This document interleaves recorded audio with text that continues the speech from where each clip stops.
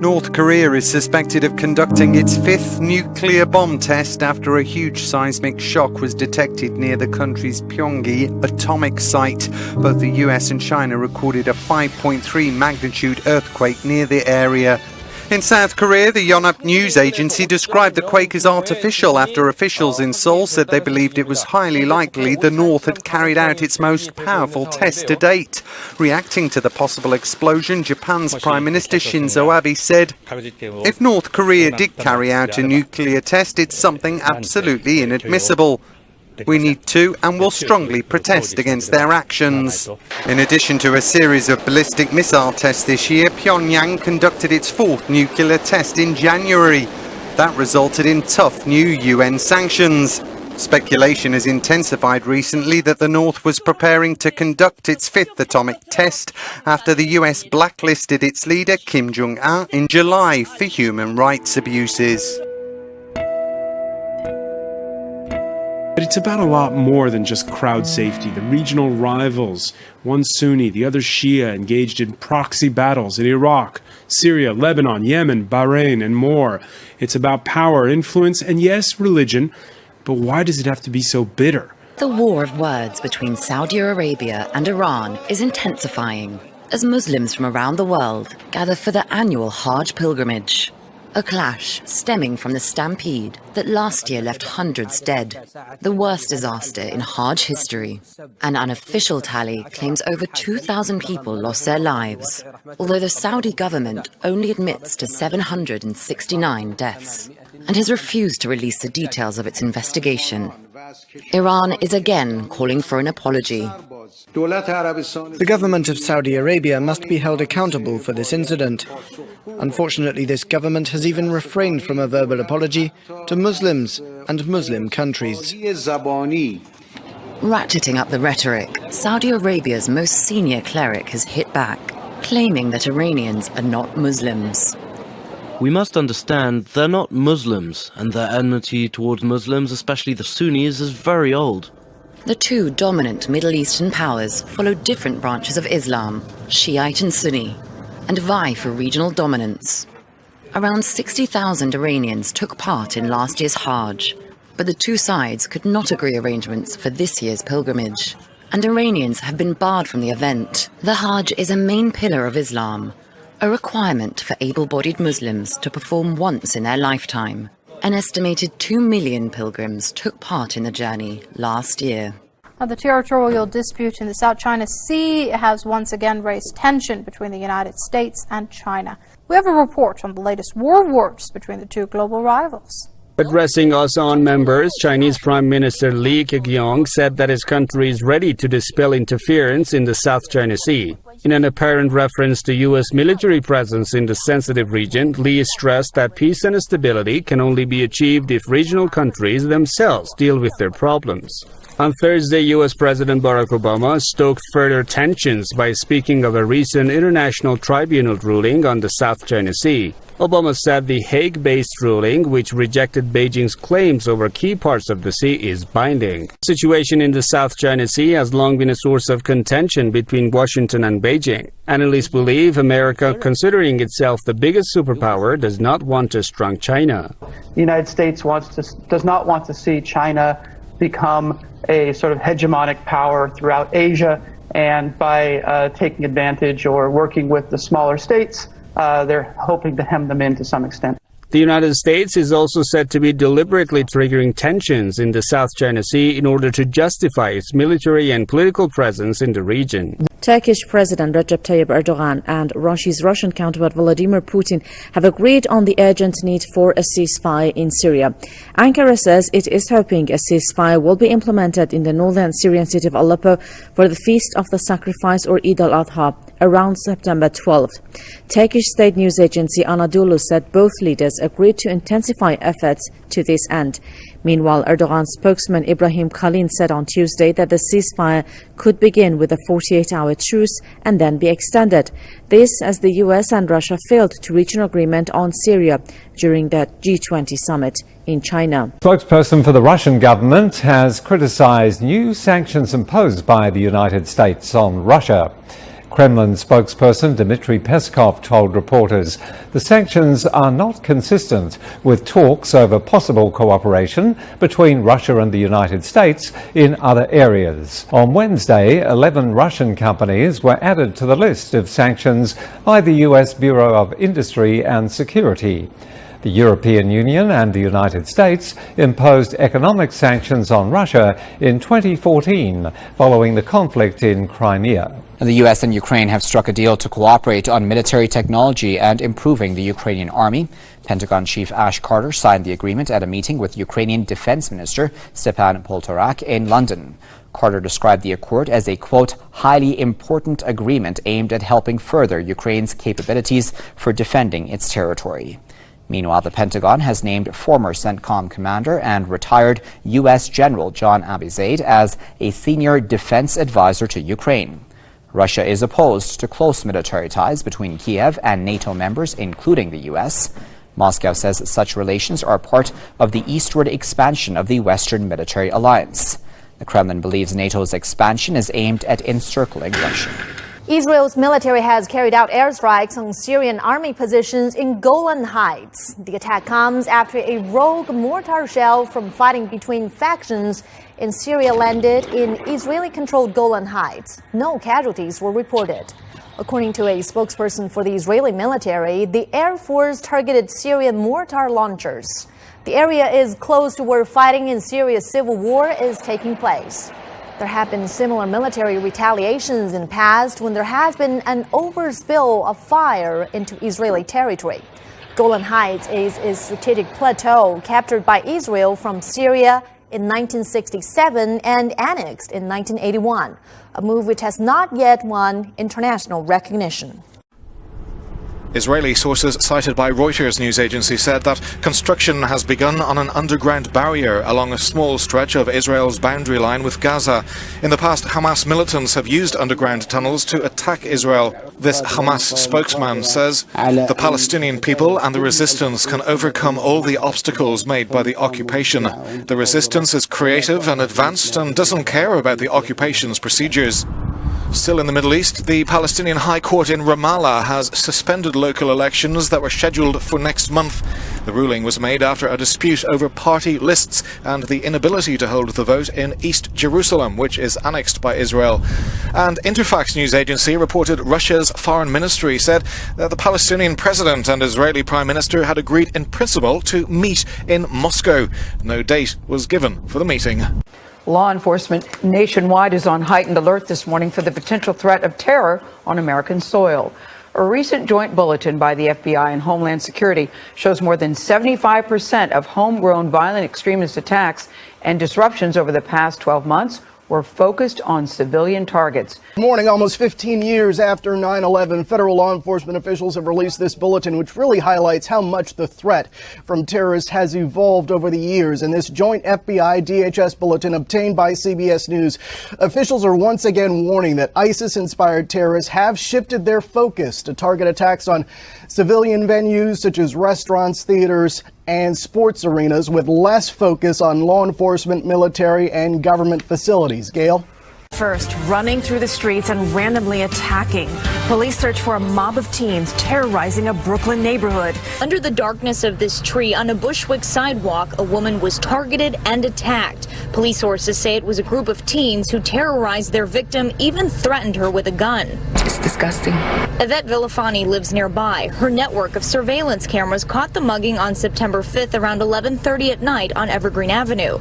In the video, you see a group of what appears to be teenagers. Some walking, others riding bikes and scooters, make their way up the street. From this angle, you can see as they eventually hide themselves on the street side of this white van. On the sidewalk, a young woman walks by alone, carrying a bag and looking down at her phone. Once they get the signal, the teens move in. And they waited for her and they mugged her. Police sources say the 26-year-old victim was pushed to the ground, kicked, and punched. One attacker pulled out a gun and pointed it at her, while the others took her cell phone and wallet with credit cards and cash. In the video, you can see as they quickly leave and the victim goes to find help. Belafani heard the commotion and called police. She was scared. She was scared. She was shaking.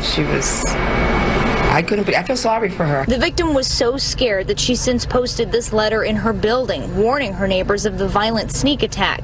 In it, she says, "They threatened to shoot me even after I willingly told them to take everything I had on me and just please not hurt me." They obviously waited for an easy target. Aerial spraying of a controversial chemical to fight Zika in Florida is delayed this morning after a public outcry. There are now more than 650 Zika cases in Florida. 56 are non-travel related. 80 involve pregnant women. Protests in Miami Beach forced officials to push back today's scheduled spraying until tomorrow morning. It was a public outcry yesterday that led city officials to nearly beg the county mayor, who authorizes the spraying, to give them another day to convince the residents this is a good idea. That's what the experts are telling me. You're lying to all the people. Folks, please, this is information. Over and over, an angry crowd shouted at Miami-Dade County Mayor Carlos Jimenez as he tried to tell them, based on the evidence of experts, the insecticide nalid is harmless to humans in the doses being used to kill adult mosquitoes. I will not get sprayed here, okay? Many people even doubted evidence from the CDC, stating Zika can cause babies to be born with devastating head deformities. Raise your hand if you're skeptical about the link between the Zika virus and microcephaly. There's still a lot of people, denying the fact that Zika and devastating birth defects are linked. After that heated hearing, Mayor Jimenez delayed aerial spraying for 24 hours. We'll do it Friday to give them more time to notify their residents. The rancor in Miami Beach echoed what was happening in Washington, where partisan discord over Obamacare, Planned Parenthood, and the Confederate flag have stymied the Zika funding bill. Please, we need a clean Zika bill. No poison pills, no riders, just a bill. A key Federal Election Commission Republican warned Wednesday that liberals are moving to, quote, amend the First Amendment so that conservatives are silenced and businesses are chased, quote, out of the democracy. In some of the toughest criticism leveled at Democrats, Commissioner Lee E. Goodman said that the attack started once the Tea Party changed American politics in the 2010 election and now dominates the politics of the left. The national anthem protest wave keeps spreading. According to the Seattle Times, the Seahawks season opener against the Dolphins on Sunday might include a team-wide protest during the national anthem. Seahawks linebacker Bobby Wagner told the Seattle Times any protest would include the entire team, saying, quote, anything we want to do, it's not going to be individual, it's going to be a team thing. The world needs to see people coming together versus being individuals. Although Seahawks wide receiver Doug Baldwin posted a cryptic message on Twitter about his team's plans, saying, to express a desire to bring people together, our team will honor the country and flag in a pregame demonstration of unity. The protest stems from 49ers quarterback Colin Kaepernick's protest against racial injustice and police-related violence by sitting during the national anthem. Seahawks cornerback Jeremy Lane joined in the movement during his team's final preseason game. Well, some call it segregation, black-only housing at a California university. Cal State LA has dorms for black students who want to be separated from the rest of the campus. Tonight, we've learned there is a similar housing program at UC Davis.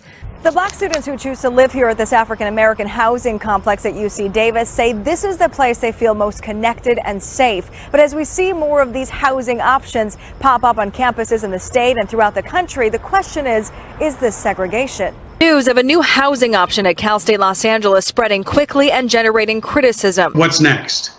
Are we going to have Hispanic only? Are we going to have Asian only? Are we going to have white only? From former California State Assemblyman Tim Donnelly, who spoke to us via Skype, to students, the campus making national headlines for setting aside 20 spots in their 192-unit dorm complex for African-American students. It's definitely not putting us back. It's putting us forward, if anything. Cindy DeLone is the president of the Black Student Union at UC Davis. She lived here her freshman year at Campbell Hall at the African-American housing complex, where roughly 45 to 70 students are accommodated each year and says it's a positive opportunity for the black student population. It's definitely a safe space, just because, like I said, you see so many people that look like you, so many people that are going through the same thing that you are going through. UC Davis has offered this housing option for 2 decades now, and university officials say they do not shut anyone out. Many of our students who live in this community identify as African or African American, but we also have a number of students who do not, and they want to be there to learn from other students. If they're all for it, I think that everyone else should be too. But still, for some, the idea of housing for one minority group simply sets us back decades and runs counter to the aims of the civil rights movement. And using taxpayer dollars to segregate society, I think, is probably offensive to everyone.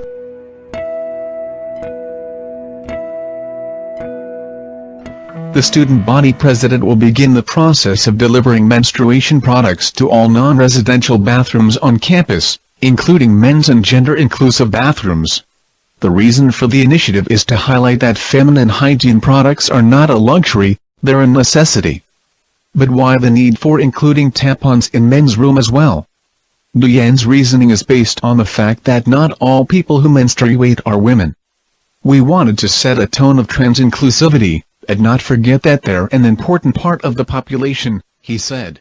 Italy's Supreme Court, La Corte di Cassazione, in Rome, has overturned a man's 3-month sentence after ruling that masturbation in public is not a crime. This is only as long as it is not conducted in the presence of minors. A 69-year-old man, identified only as PL, who was caught masturbating in Catania, was sentenced to 3 months in prison in order to pay a fine of 3,200 euros. The new iteration of the criminal code does call for imprisonment of up to 4.5 years if the act is witnessed by a minor.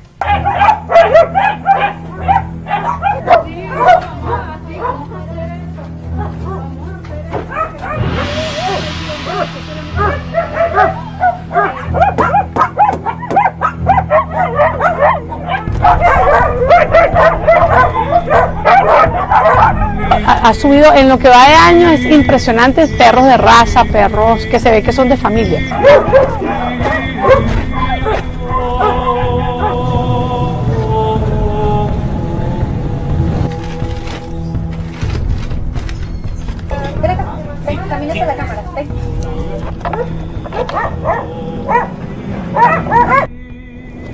The rivers running from one of Iceland's largest glaciers have combined to become one for the first time since the Middle Ages.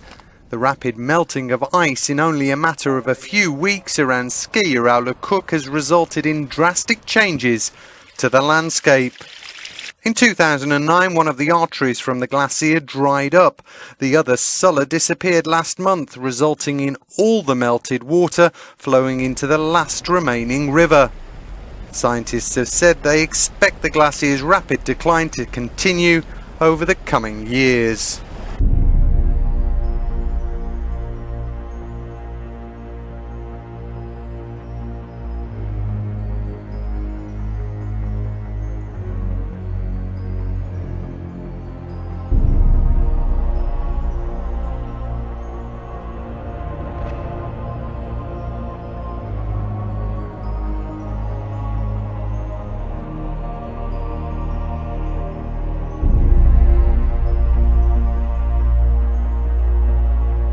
What just appeared in the Sea of Galilee has doomsayers preparing for the apocalypse. Yes, this is the image that you may have seen by now. If not, it is some top trending news. It is from the Sea of Galilee. In the inset picture, those are actually artillery shells. Now, according to Adam Eliyahu Berkowitz for Breaking Israel News, he reports that an island that has recently appeared in the middle of the Sea of Galilee, he says, is a cause of ecologic alarm, but more importantly, he says, it's also a sign mentioned explicitly in the Talmud as presaging the coming of the Messiah. Okay? Berkowitz reports that, quote, since summer's beginning, the water level in the Kinneret, or the Sea of Galilee, has gone down by 40 inches, a worrying 14.76 inches below the red line, according to the Jewish press. Now, he writes here that the drying up of the Sea of Galilee also has clear messianic implications, he reports, because the Talmud discusses the signs that will appear just prior to the coming of the Son of David. That according to Rabbi Yehuda, a Talmudic sage, one of the signs preceding the arrival of the Messiah will be that the Sea of Galilee and Gablan and the upper Jordan River in the Golan will become desolate and destroyed.